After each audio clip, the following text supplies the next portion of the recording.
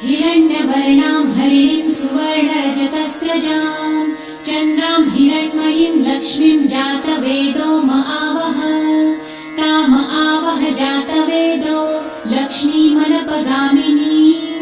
यस्यां हिरण्यं विन्देयं गामश्वं पुरुषानहम् अश्वपूर्वां रथमध्यां हस्तिनादप्रबोधिनीं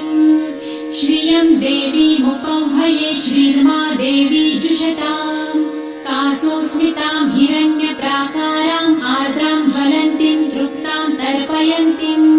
पद्मे स्थितां पद्मवर्णां तामिहोपह्वये श्रियं चन्द्रां प्रभासां यशसा ज्वलन्तीं श्रियं लोके देवजुष्टामुदारां तां पद्मिनीं शरणं